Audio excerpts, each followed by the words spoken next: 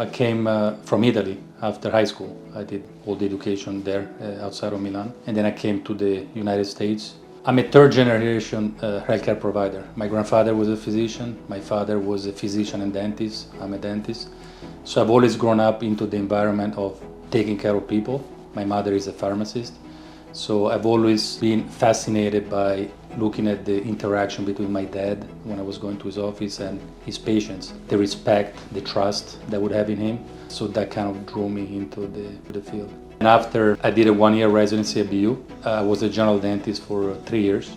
And then I went back to specialize at Tufts University in prosthodontics for 3 years. And then I did 2 years surgical training at NYU. Usually there is a pause, hesitation, looking in the mirror because they know what has taken them to get to that point. A lot of efforts, a lot of sacrifices, share time into it, but usually all that is brushed away the moment they see the outcome.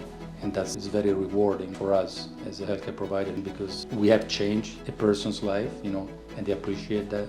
And we always try to do it in a friendly environment, in an environment where they feel safe, they don't feel judged. I have 3 kids. I have a 12-year-old girl, and then I have a twins, 9-year-old, a boy and a girl.